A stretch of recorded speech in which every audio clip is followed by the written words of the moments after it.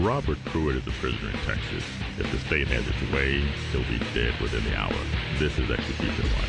Huntsville, Texas, death penalty capital of the Western world, where prison staff is preparing to put Pruett to death by injecting him with a deliberate drug overdose. During the next hour, KPFT's Execution Watch will broadcast live coverage of the killing in Texas, the state responsible for more than a third of all U.S. executions. Execution Watch host Ray Hill, with criminal defense attorneys Larry Douglas, Mike Gillespie, and Paige Yannick. Huntsville reporter outside the death house, Dave Atwood. Houston Visual reporter, Jennifer Simmons. And we'll air an interview with Pruett taped recently on death row.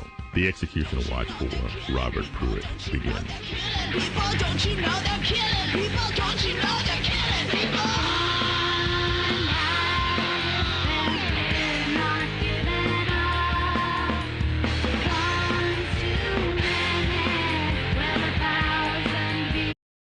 And it's just hard to be here to see this killing continue by the state of Texas. It's just very, very difficult to be here and to see it happen again. Well, it's hard on us here in the studio because none of us want to do this show, but we think that there's a journalistic obligation to do it, and so we do it. And so all of us are suffering through our individual, dancing with their individual ghosts at a time like this. I understand the Journey for Life is in the state? Yep, the Journey of Hope is starting off on Saturday with a movie, but they're up here today. Well, we've got part of the group. There's about 20 of them in the Journey of Hope.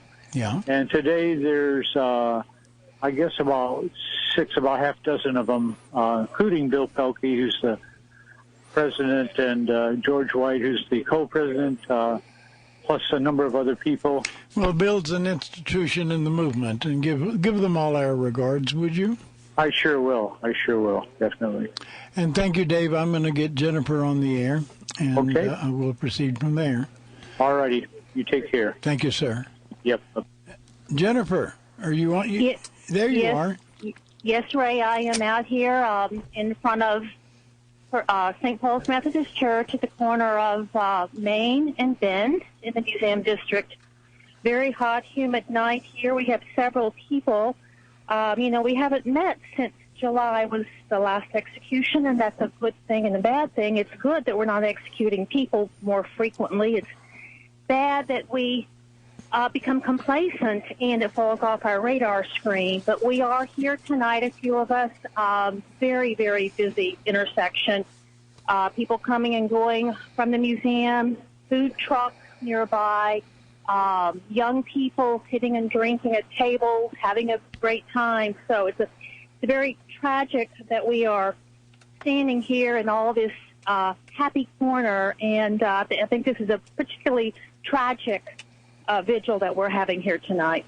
And this is put together by the Texas Coalition. Could you explain what that is? Well, we are the Texas Coalition to Abolish the Death Penalty. We work on one issue only, and that's the abolition of the death penalty in Texas. We have an executive office in Austin, and we have chapters and groups all over Texas, and many of them are out having their own vigils at this time. So they can go to the website, tcadp.org. And I heard Dave talk about the Journey of Hope that will come here on Friday. Well, actually, they're here now. They can go to that website, and under Get Involved, Attend Events, they will see a list of the public events that are open to the public that the Journey is putting on. And there are some very interesting events coming up. One with Pam Ogg on Tuesday night. So that might be something people might want to look into attending. All right, Jennifer, we're going to proceed with the show. We'll all know what happens, but the witnesses across the road, the procedure has begun. Oh, the procedure, that is horrible news. I'm very, very sorry to hear that. Thank you very much, Ray. Thank you for your report. Okay, bye-bye. Well, this is difficult for me because, as I said earlier, Robert and I are friends, and I'd go visit him, and we would we would bond. The first time I went to visit him, he didn't shave. His hair was a mess. His posture was deplorable. He didn't know whether he wanted to be there. But Mark and I showed up with cameras and a microphone, and he began to relax. The second time I went to visit him, he had shaved, and his hair was combed. He got a new haircut. He knew I was coming. You know in advance I was coming. And he tries to tidy up. We went this last time, and he actually apologized because Death Row had been on lockdown, and he didn't have an access to a barber or a shave. I've got enough material in the can, and after tonight's show, I am free to do with that material what I want to. And I want to make a documentary out of Robert's progression on the row, where we tell his story in total. I do not think he did it. I had a visit, after I visited Robert, with David Dow, his attorney, who does not think he did it. But if the witnesses have crossed the road, he will be dead in a few minutes. Paige, what happened in this case? Well, here's what happened. Robert had ended up in TDC as a result of a killing that he accomplished when he was 15 years old. He didn't actually do the killing. No, he actually didn't. He was not the killer, the person with the knife, the gun, whatever. It wasn't he. However, his father was the actual killer. His brother was involved in it as well, and he, being the younger child, went along with whatever familial program was in play. It was kind of a Channelview neighborhood fight. Yes, indeed, it appears it was a Channelview neighborhood fight. It appears that the father had been looking for a reason to get back at the neighbor who became the victim, the ultimate victim. And he found one when his dogs barked suddenly in the middle of the night once. And that was a call to arms. And he called his sons to arms. And although Robert was 15. Yes, he was 15 at the time. Although Robert hung back, he ran out of the house.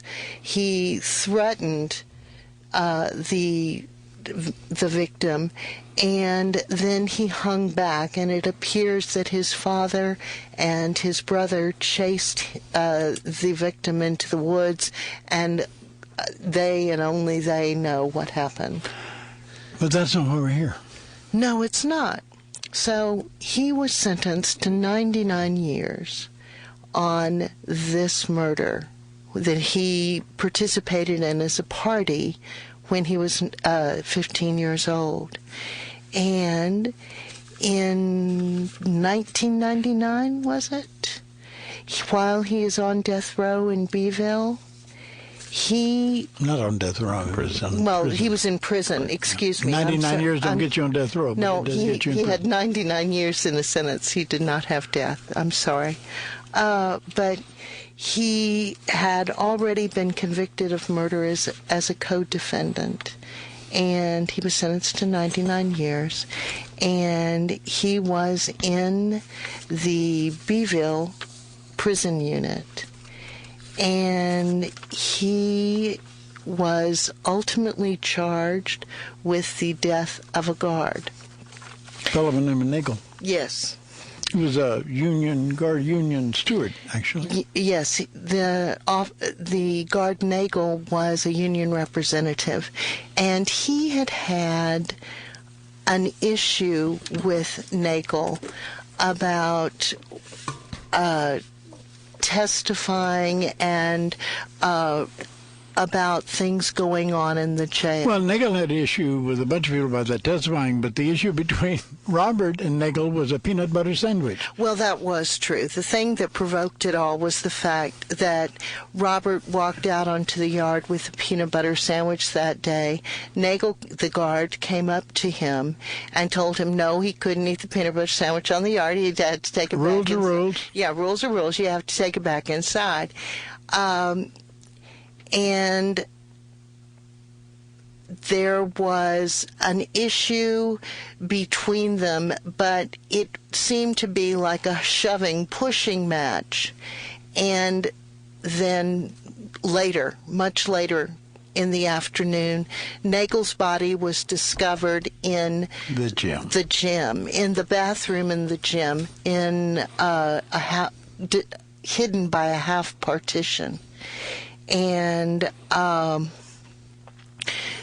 then Nagel had been killed with a sharpened piece of rebar. And let me tell you something. I don't know how many people you've killed with rebar. I killed just a few. But the trouble is not getting the rebar in. The trouble is getting the rebar out, because rebar has dimples and creases, and the body tends to cling to that. So if you got a sharpened piece of rebar and you stab somebody with it, it takes a good bit of force, more force to get it in, to pull it out. He was stabbed 9 times. Yes, indeed he was.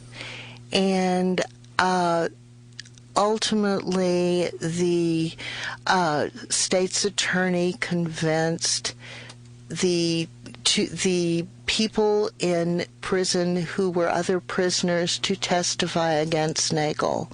And no one claimed to be witnesses at the very time it occurred. Nobody saw anything happen. And it's not even clear that Nagel was anywhere in the area. He could have been out on the yard when it occurred. Pruett, excuse me. Well, no, Paige. When you go to rec in the afternoon and you go to the gym as opposed to the yard, if you go to the yard, you don't have access to the gym. Okay. If you go to the gym, you don't have access to the yard. And to get in the gym, there is a door in front of the gym, and there is an officer, not an inmate. We used to have turnkeys back in my day, but they don't have turnkey inmates anymore. You have an officer to open that door. And as I understand it, Nagel was in where the officers use the bathroom, which is separated from the rest of the building by a lower wall, so that the officers can go in there and still keep an eye on the area for security reasons. It was sort of a half wall. Yeah, half wall. On the other side of the gym is the same half wall situation for the inmates. They can go in there, but the wall keeps them from disappearing, so you can see them in there, at least in the more respectable parts of them in the other room. And so that's the way it was designed. And Nagel was behind the half wall on the guard side. And yes, that is where his body was found. And there was blood everywhere. Yes. Because the very nature of stabbing somebody with a piece of rebar is going to produce a lot of blood. So not only was there blood on the walls, and there is no ceiling in there, but the walls and the floors and spattered on both sides of the walls, blood everywhere, and Nagel's uniform was covered in blood. And how much blood did Robert have on him? Robert Pruett had a small, single drop of blood on the left front of his shirt. Did they do DNA on that stuff? No, they never did. As a matter of fact, they did blood serum test on the blood on Nagel's shirt. I mean, first thing they did serum test on all the blood. But on Robert's shirt, they did a serum test and to tell whether it was A, B, or O negative, whatever it was. But the test on that shirt would have matched the profile of about a third of the people on that unit, officers and inmates. Yeah, I get a lot of information from David Dow. And so the deal is that I do not believe that Robert committed this crime. In the first place, there'd have been a lot more blood on Robert. In the gym, he doesn't have access to a shower, so he can't tidy up. He doesn't have access to his clothes with his name on it. I mean, he walked out of there, his shirt with his name on it, and a small drop of blood. He explained it because he'd cut his finger. Cut his finger earlier. So that's the situation, the fact situation in this case. Nagel, just one of the things that Page began to talk about is Nagel had scheduled to testify before the grand jury as a union advocate against officers who were involved with prison gangs for smuggling. Tobacco's contraband, drugs are contraband, and apparently some officers were cooperating with gangs so they could get paid cooperating in the smuggling thing. And Nagel was a by-the-book kind of guy, and he was going to testify against that before a grand jury. That very same grand jury indicted the investigating officer in this case and 3 other people for smuggling, and they indicted Robert Pruett for the murder of Nagel. Same grand jury. Yes, sir. That cover it? Yeah, that does everybody. All right. Larry, your investigator is an officer with potential of having an interest in the case, so you don't have a neutral investigator in this case. Exactly, Ray. And the case troubles me quite a bit. I know we've discussed, we believe in our system. We pride ourselves in the fact that our system is a system of laws and not of men. But men administer those laws. And my concern is how men exercise their discretion in their administration of the laws. Now, I've spoken a lot about how the prosecutor decides whether to seek the death penalty or not. And I'm not really overly concerned about prosecutorial discretion in this case because it was pretty much a done deal. You're in a prison town, and a prison guard gets killed. So whoever they believe is responsible for it is going to get the death penalty. They're going to seek the death penalty. They're going to seek the death penalty mainly because when we look at death penalty cases, we talk about the fact that, well, what should you do with somebody who commits a heinous act? Does it do our society a whole lot of good to spend money seeking the death penalty because you can just put him in prison for the long time, the rest of his life, and then what? But the fact is, there is a society inside prison. Yes. And this case underscores that. I mean, after all, Pruett was already in prison for 99 years. Yes. And so the claim is... And the peanut butter case is a minor case. This is not a big, serious problem that he hadn't dealt with before many times. And it just doesn't make a lot of sense. Now, this case was developed as a word on the yard kind of case. Word on the yard was that, this is the way the prison guard was killed. And so what the state has the luxury of doing is that, because they can give out deals, is they can get inmates to come in and testify as to what they claimed happened. Oh, did we ever learn that in the Eroy Brown trial, where the Eroy Brown killed the warden and the field major? And I worked with the defense on that case. But when we ended the first trial in a hung jury, and we brought those lying inmates back, they couldn't remember the story they told in the first trial, and we had the transcript. And unfortunately, that's just kind of the way it is, because these inmates, I understand, recanted later. But at trial, the discretionary issue I'd like to discuss most about, focus on. But before you get into the discretionary issue, all right, suppose I'm a cop. And suppose my wife runs over the neighbor's dog. Am I the person they send out to investigate that case? No. Well, they shouldn't. Of course not. They shouldn't, but they can. Okay, and that's the problem. And in this case, when it goes to trial, the judge decides what comes in evidence and what does not. And so the inmates were allowed to testify fairly freely that, I saw Pruett kill Nagel. And that was all over the transcript. But when the defense tries to develop its theory of the case, that is that that really Pruett was set up, and that Nagel was preparing to testify against prison officials, and that was a major part of his defensive theory. The judge shut it down. Said that does not come in. When he brings a witness on, said this witness is going to testify to this, that, or the other, the judge says, well, I don't see the connection. And so the judge has total discretion as to what comes in and what does not. The judge actually heard that evidence, but it wasn't out of the presence of the jury. In order to consider whether that evidence comes in, the defense was required to present the evidence to the court outside the presence of the jury for the judge to decide whether it comes in or not.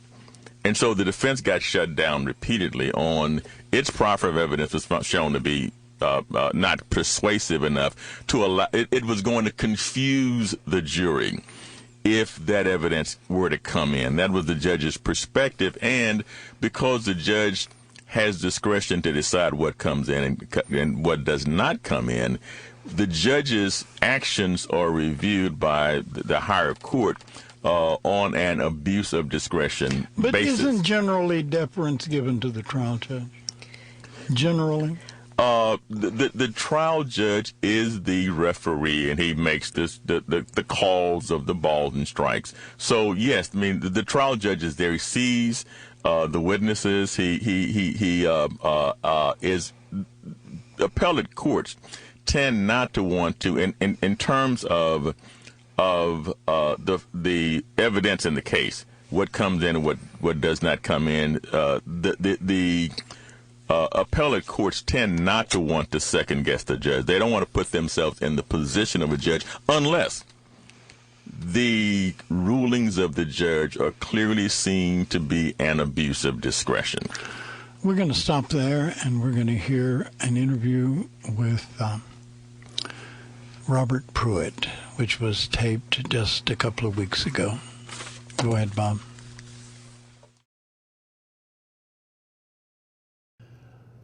Robert, it gets scarier and scarier for me. How do you handle it? It's life to me. Just like I said, it's I look at all this stuff as just like kind of like an exercise in practicing awareness and being present in the moment. No matter how intense it gets, to me it's an exercise. It's a challenge to stay focused and stay present. You know what I mean? And with each and every step, no matter which way it goes, So, what do they say?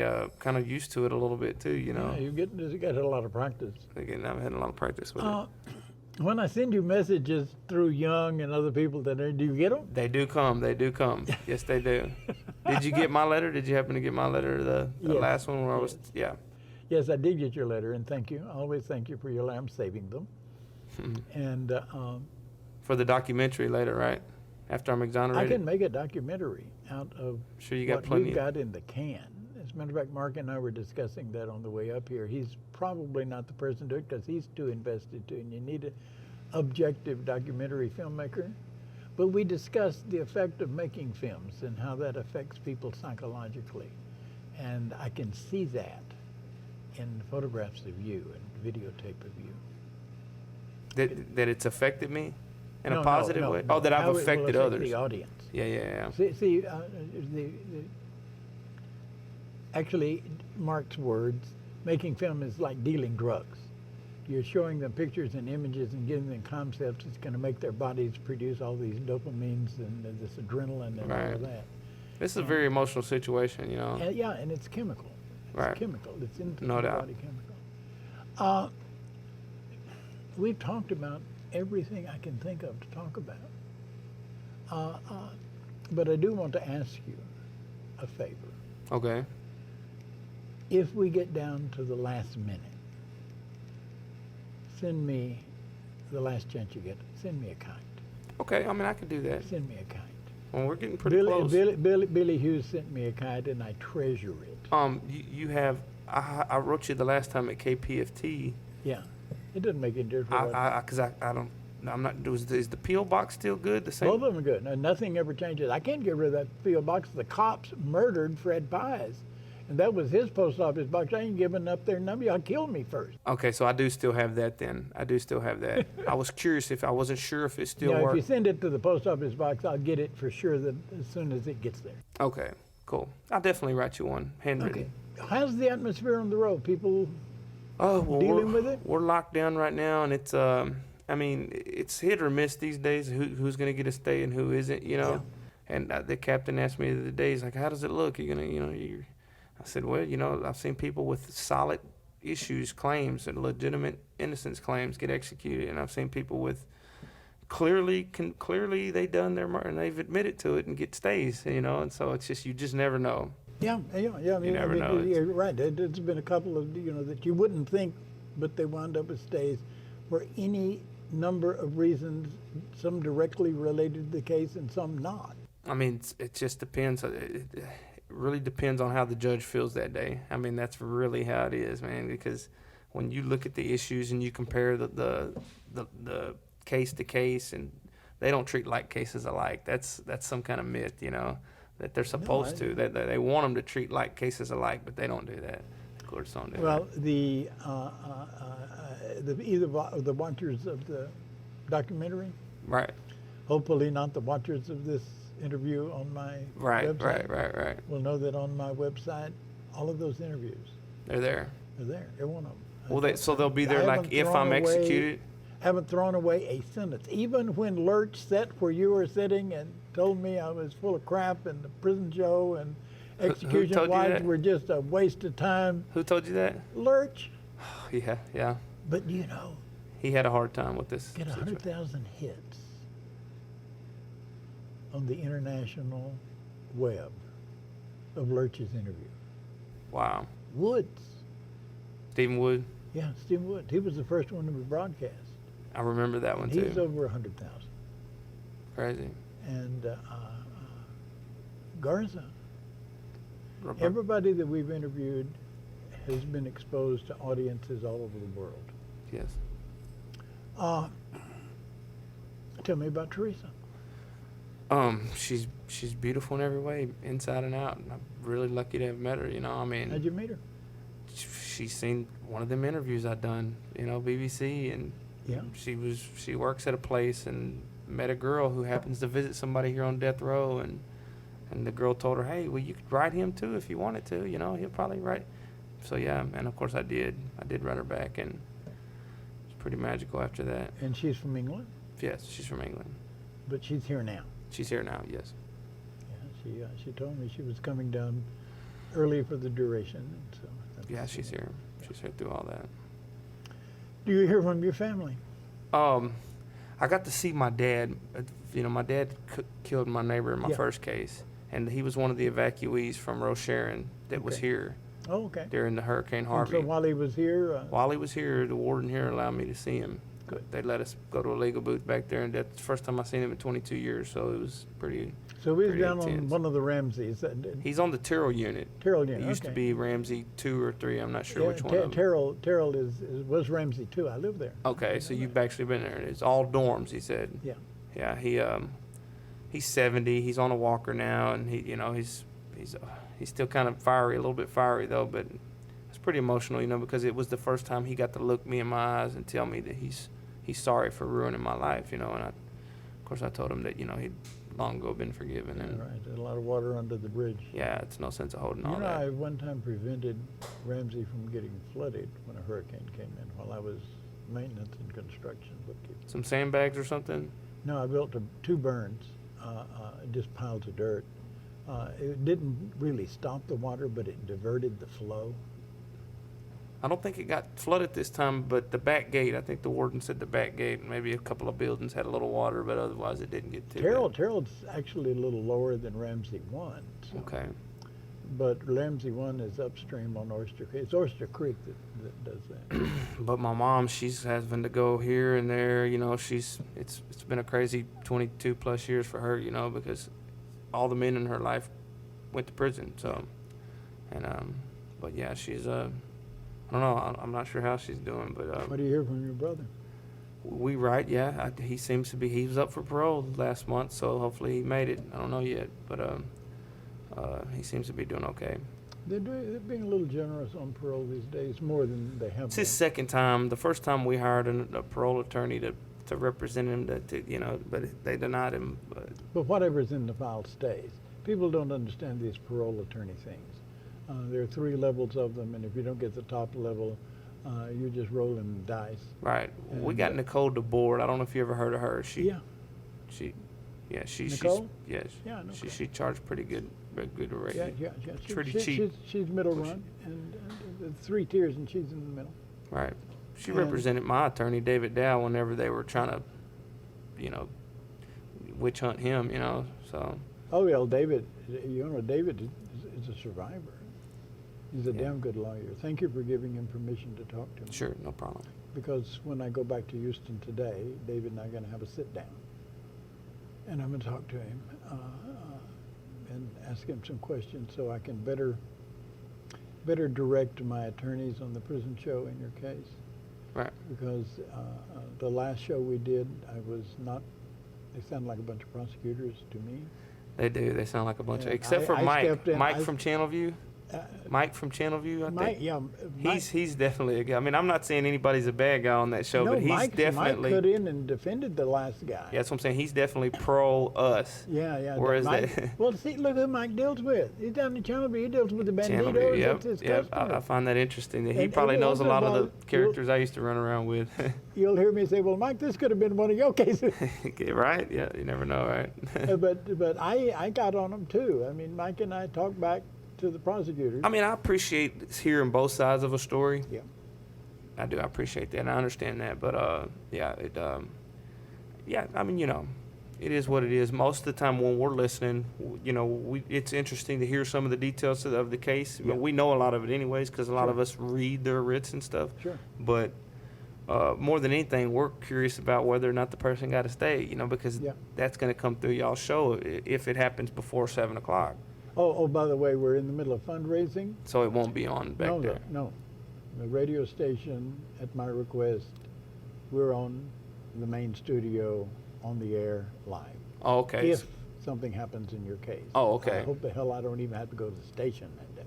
Right. Well, you never know, right? I mean, we've had so much good stuff in my case. I mean, if you can ask Dow, it's unbelievable. I mean, clearly we caught them with secret deals with inmates where the state made secret deals. There was junk science used to convict me. And we have an expert, a professor from the University of Virginia that wrote a statement saying, hey, I reviewed the record. That's junk science. Well, whenever I talk about your case, more your case than other cases, because I've been to prison. Right. I know what it is like to, I'm going to go to rec and go to the gym, all right? You can't get out of there. Ain't no showers in there. You don't access your clothes in there. Right. And for you to show up at the front of that gym, spick and span, is just not physically possible given the nature of this case. Right. No doubt. It's just not physically possible. If anybody with any sense looks at the physical details, but they got to know how prison works. Exactly. Yeah, and unfortunately, they don't go down to the Ellis and pick jurors. that ain't how that works. Yeah, we try. I say we. I think the defense and the state tried to build like a model for the jury to look at. Yeah. Something else that I don't know if we've ever talked about. I don't mean to digress, but the foreman of my jury. This is your time. You can do anywhere you want. The foreman of my jury. I don't know if I should say his name, but. A man named Scott, the foreman of my jury, he's written it, and I've had 5 jurors write similar things. And when the CCA denies you, or one of these courts deny you, they always say that, no, this is new evidence, it wouldn't have changed the jury's verdict. Yeah. Well, I've got 5 jurors, and one of them's the foreman who's admitted to being a big influence to the other jurors, saying that, yes, it would have. And the guy asked me to forgive him. He apologized for convicting me. He apologized for sentencing me to death. Well, you got more going for you than just your good looks. I'm just saying, but there's a law that says that they don't have to consider juror statements. No, actually, there's a law in Texas that after you're executed, they cannot reopen your case to determine your innocence. Crazy, right? More than crazy. Well, I've ran it by Dal. I don't know if he's still pursuing it, but we're trying to pursue a different angle. I got this idea from Clinton Young, by the way, of trying to get the juror who's made this statement to file a lawsuit itself and say killing this person is going to be on my conscience. That would be a good idea. It's a totally different angle. I don't think anybody's ever tried it. I don't think anybody's ever tried it, but you're right. You're right. David Dow said the question. Execution is so serious. I mean, yeah, it's final, you know. You can't leave anything unturned. No doubt, no doubt.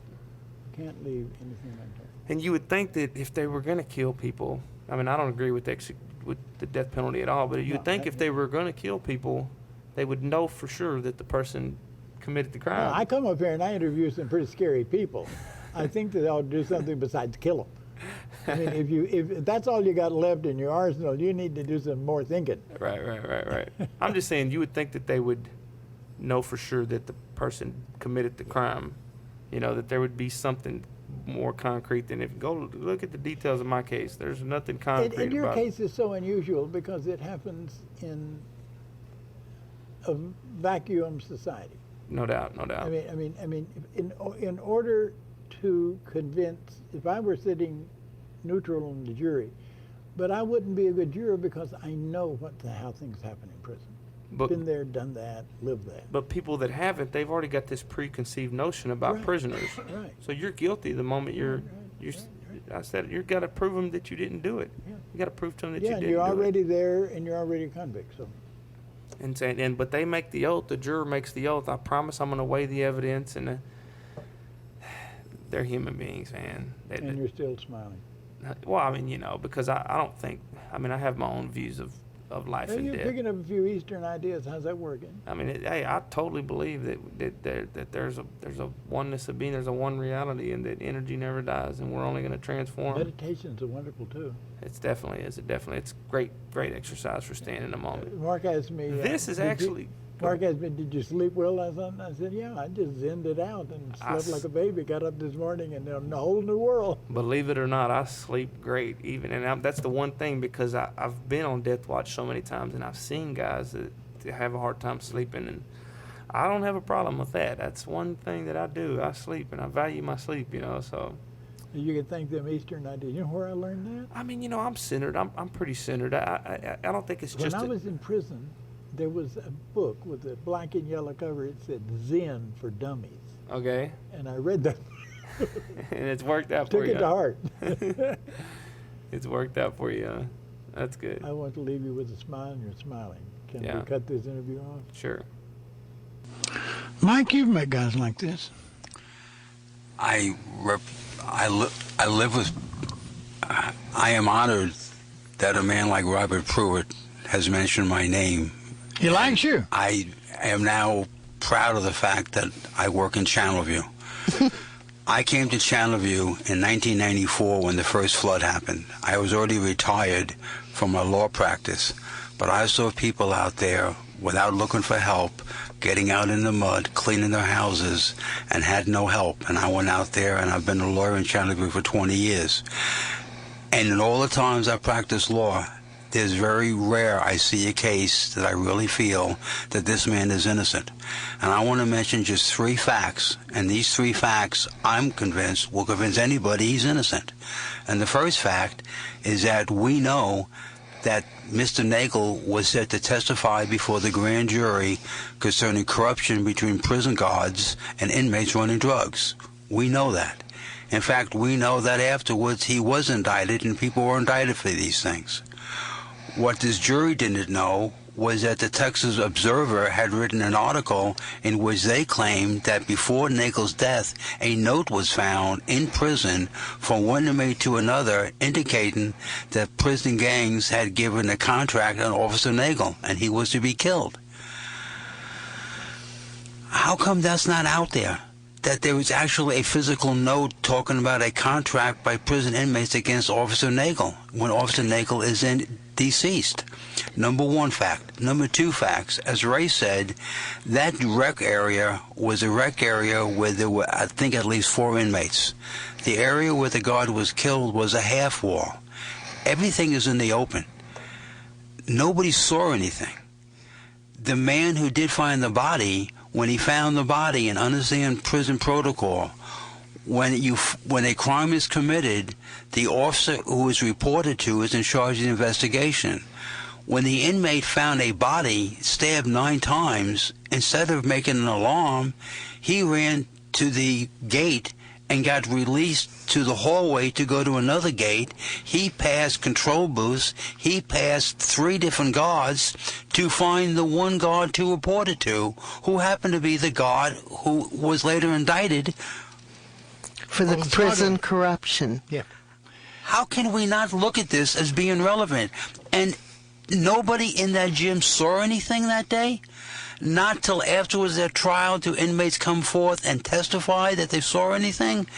After the trial, one of the inmates who testified, a man named Henry Mitchell, testified that he felt so guilty about testifying against Robert Pruett that he made a statement and said that he only testified because he was told unless he testified they were going to charge him with the murder, and in return for testimony he would be transferred from Texas to Virginia, his home, so his family can visit him.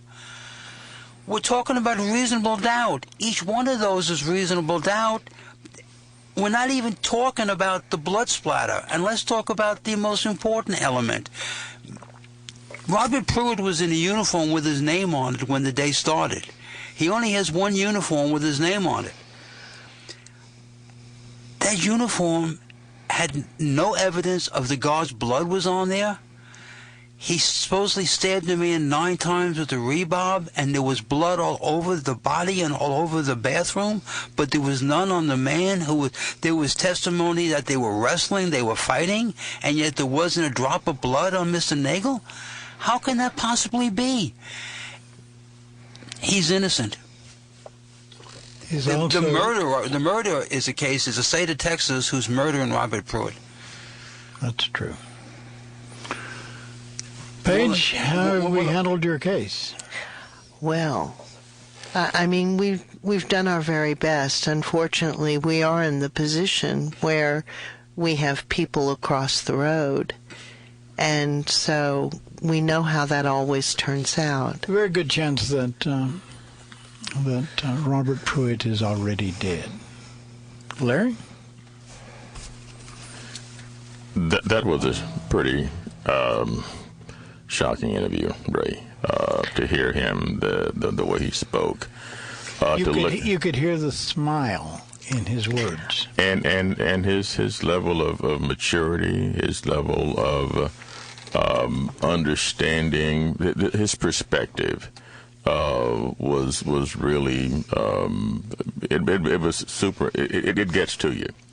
I am convinced from what I've seen that he appears not to have gotten a fair trial. That's my concern. You would expect a trial like this to at least have a diagram of what the surroundings looked like. I think that would have been focused on, but more particularly the whole story of the word on the yard. Okay, that the prosecutor was able to get that his story in completely. And Pruett's lawyers were just shut down on every attempt that they made to get in to develop their case from a defensive standpoint. And I'm concerned that the appellate court did not. I'm concerned that the level of relief that he was granted was just horrible. It just clearly the judge has discretion to let in evidence and not let in evidence, but it appears that his lawyers seem to have not been able to put on their case, to put on their defense, and that concerns me. Well, you're all lawyers. Paige, what does it feel like if you were in the trial lawyer's position? I would feel like I was surrounded by a football team, prevented from moving any more than 2 yards in any direction. It is obvious that the internal prison corruption played a strong role in this entire case, and that caused Nagel's murder. But if internal prison corruption was the indirect cause of Nagel's murder, then it has become the direct cause of Pruett's death. And it's so heartrending. Larry, how do you think David Dow feels right now? He's the appellate lawyer, and he's challenged to fight with a stick too short, and it didn't work. And unfortunately, there's such a limit of what you can do on appeal, because the real action is at the trial court level, and these kinds of cases really require someone to dig, like a Craig Washington did in the Eroy Brown case. You've just got to try every little thing. I mean, just trial in Beeville, Texas. Can you get a chance? In a prison community town. And that's one of the first things Craig did, is just move this thing. Luckily, moved to Galveston. Moved to Galveston for 2 trials, and then we went to Edinburgh. Now, whether any of that was tried, I don't know. But there's just so much that has to be done. The hours we spent, Craig got up and cooked breakfast every morning, and the hours the defense team spent going over every little detail and writing the play that becomes the defense in the trial. I was playwright, and so we did that.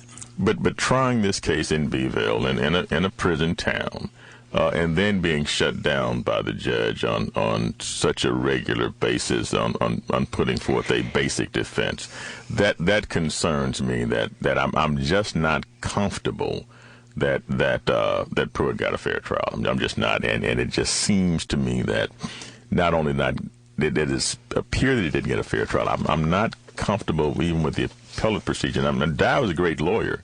But there's so little that you can do on. Sometimes you can't do a lot on appeal because the real action is the trial. He's playing with other people's toys.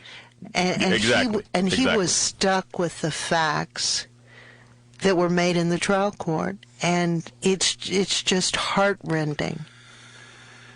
Well, Mike, we're down to you. Just the fact that 5 jurors changed their mind, and the witnesses testifying against him testified afterwards that they did not tell the truth, should be a grounds for a retrial no matter what. I don't care what technicalities you talk about.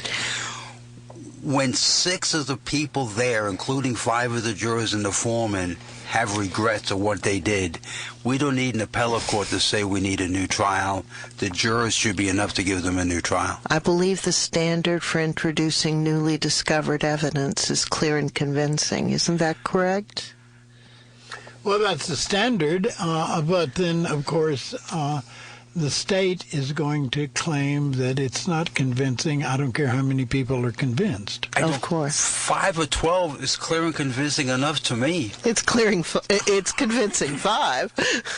And that final appellate issue of actual innocence that we talked about earlier, so much of the actual innocence evidence that might have been available, it's kind of hard to argue that it wasn't available at the time of trial. Sure.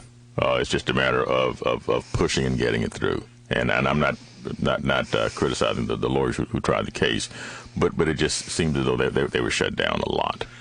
And that concerns me.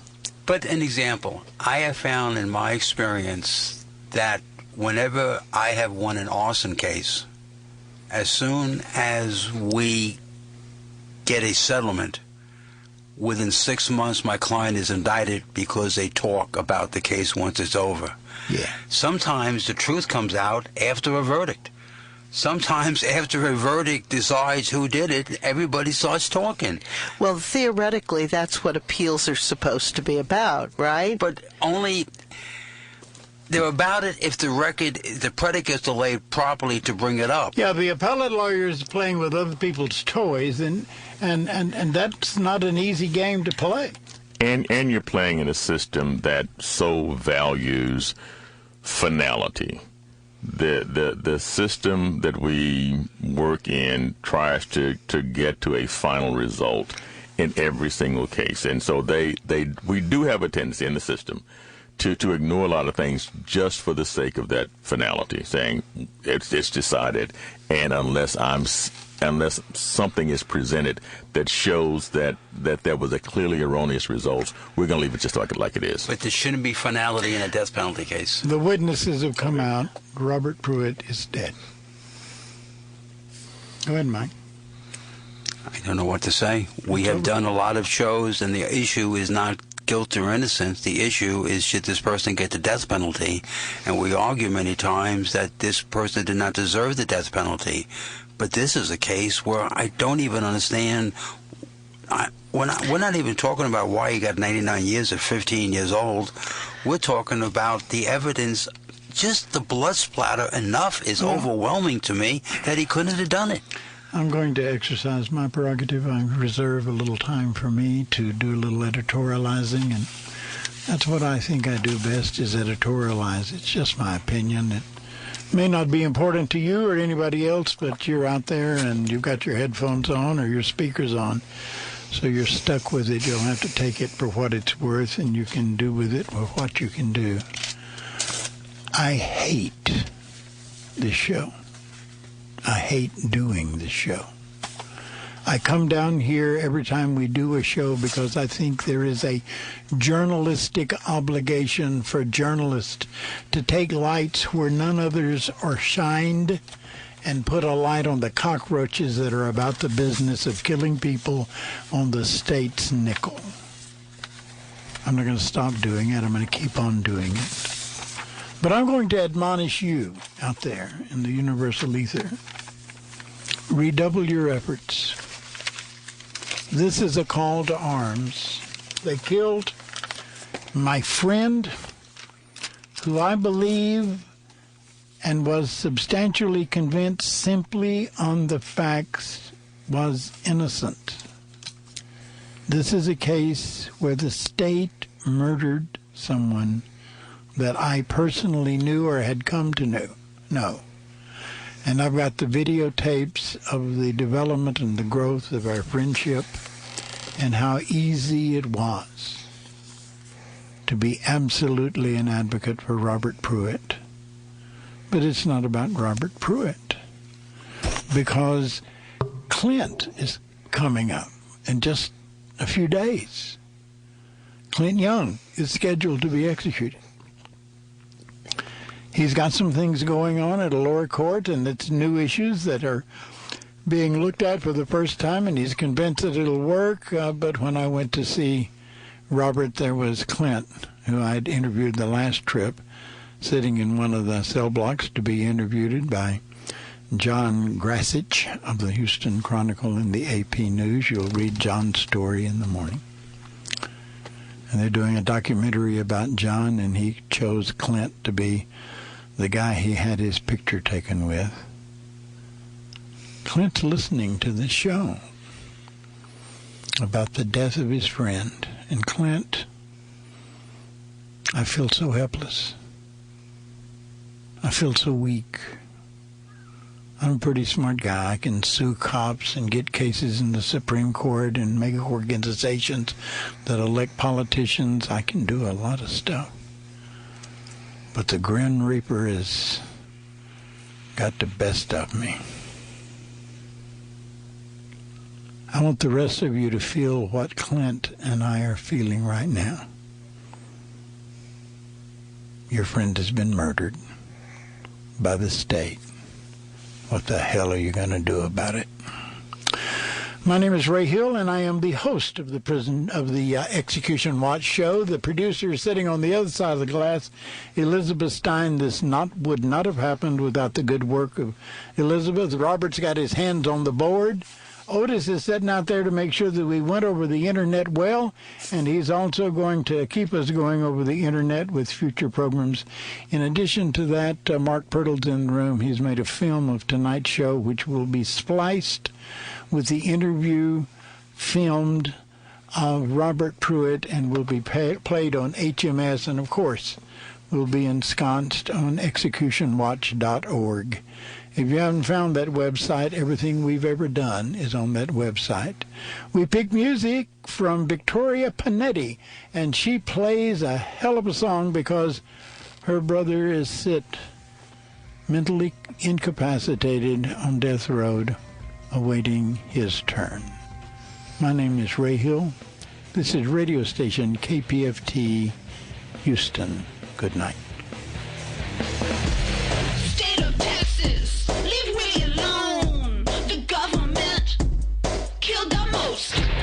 Got a problem, death row. Ever wonder where money go? People of Texas, don't you know? Some accused are innocent. Some get good lawyers, most don't. State of Texas, killing machine. Don't you know they're killing people? Don't you know they're killing people? Don't you know they're killing people? Don't you know they're killing people? Don't you know they're killing people? Don't you know they're killing people?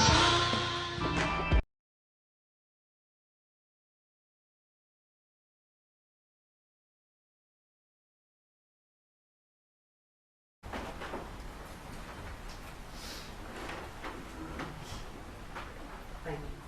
Do you swear or affirm that the testimony you will give will be the truth, the whole truth, and nothing but the truth, so help you God? Yes. Thank you. Please make yourself comfortable.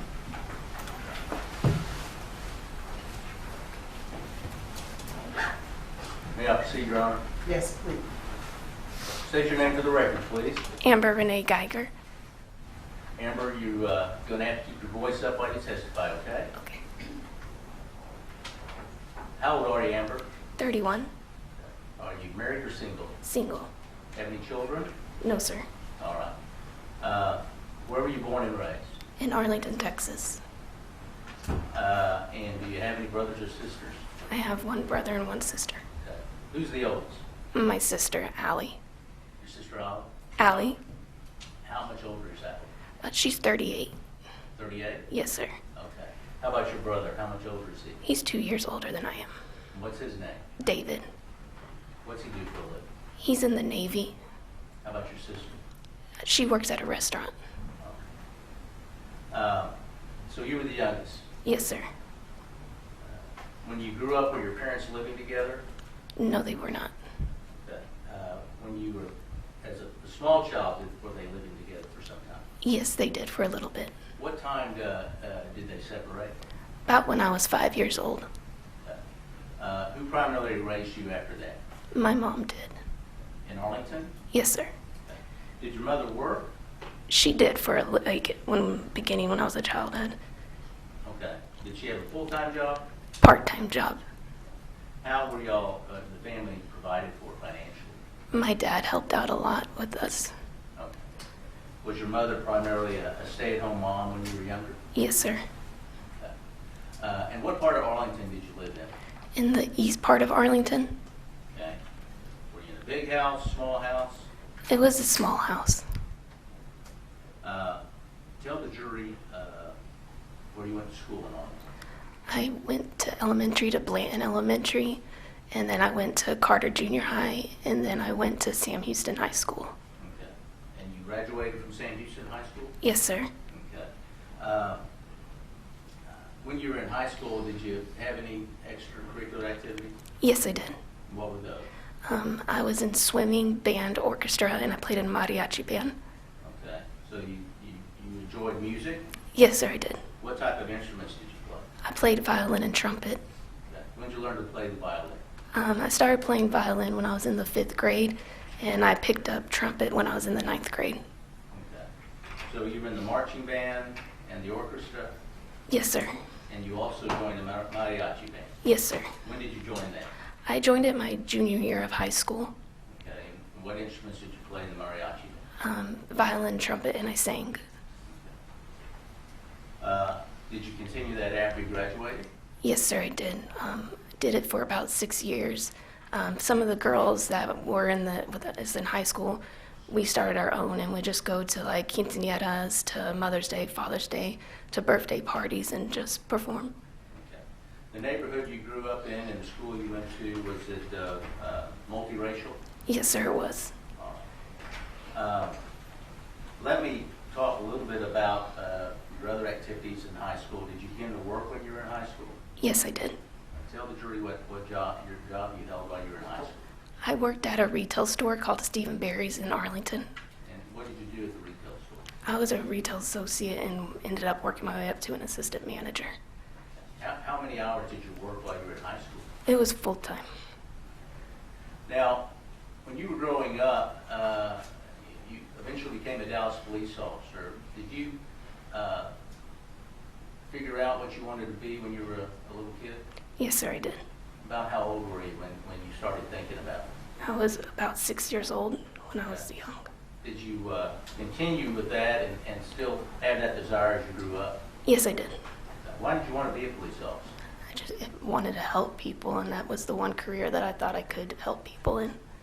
Okay. In high school, did you do anything to try to further your goal to become a police officer? Yes, sir, I did. I did ride-alongs with the Arlington Police Department. Okay. And after you graduated from high school, had you looked in or researched what you would need as far as background to apply and become a police officer here in Texas? Yes, sir, I did. And what types of things did you need to do before you became a police officer? I had to attain a certain number of college hours to apply to different departments. Okay. So after you're out of high school, did you start going and to try to achieve those college hours? Yes, sir, I did. Where'd you go? I went to Tarrant County Community College in Arlington, and then I went to UTA to finish, to do my degree in criminology. Okay. Did you move out of your house after you got out of high school? Yes, sir, I did. All right. How'd you pay for your school? On my own. Okay. Did you continue working at the sales job you had? No, sir, I did not. What did you do to earn money to go to school and to live on? I started working at TGI Fridays and was a waitress there for a lot of years. Okay. How many hours were you working while you were going to school? Full-time as well. 40 hours? More than 40 hours. Okay. And how many hours would you take at a semester usually? Full-time, 12 hours a semester. 12 hours? Yes, sir. All right. Once you started going to the University of Texas at Arlington, what was your major? It was criminology. Okay. How many hours did you eventually accumulate there at UTA? It was a little over 100 hours. Okay. You didn't get enough quite to get a degree though? No, sir. All right. Now, your research into hours needed, had you looked into the Dallas Police Department, how many hours they require? Yes, sir, I did. How many did they require at the time you applied? Yeah, it was about 45 hours. Okay. Did you make a decision then at that time to apply with the Dallas Police Department? Yes, sir, I did. And were you accepted? Yes, I was. When did you start at the academy? First day was November 6th of 2013. November 6, 2013. Yes, sir. How did it feel to get accepted to the Dallas Police Department? It was good. It was the one thing I've always wanted to do since I was little, and was happy I finally got to reach my goal. Okay. I want to talk with you a little bit about what you went through and what you learned at the academy, okay? Yes, sir. How long is the Dallas Police Academy? It's 8.5 months long. Okay. How many days a week do you attend the academy? Monday through Friday. How many hours? 40 hours. 40 hours a week? Yes, sir. All right. And how many classmates did you have in the academy? We started out with 46 recruits and ended up with 36 recruits. Okay. And what types of classes are you taking during the day at the academy? You're taking a lot of penal code, code of criminal procedure. You're learning how to do traffic stops, use of force. You go to the shooting range. So. Okay. Let me ask you a few questions about that. Were you trained when confronting a suspect who you may feel is dangerous on how to handle that situation? Judge, I don't object to the leading at this point. State whether it's a fact or not that you had some training about whether you were trained in the area of handling a suspect you might be dangerous. Judge, I'm going to object to the form of the question for to state a particular matter. I request to be question and answer. Overruled. Go ahead. You can answer. Yes, we did. Tell us some of the things. Were you instructed on commands? Yes, sir. Okay. Tell the jury how you were instructed about a command. We did a lot of verbal commands, and the one command that was important is to always see the suspect's hands. Okay. And why did you need to see the suspect's hands? Why were you trained to learn that? The hands, if you can't see them, they're usually reaching for a weapon that's going to be used against us. Okay. So it's important to find those hands and see them. Yes, sir. Were you instructed on the type of command to give a person when you confronted them in that way? Yes, we were. And what was that command? And let me see your hands, let me see your hands. Okay. Was that taught to you more than once? Yes, they drilled it into us. Okay. Did you receive any training regards to how close, if a suspect should get to you? Yes, we did. And what was that about? The closer the suspect would get to us, it would be a bad day for us. You never wanted anyone to get close to you. Okay. And did you successfully graduate from the academy? Yes, I did. How'd that make you feel to go to that graduation ceremony? I was happy. Were your family and friends there? Yes, they were. Okay.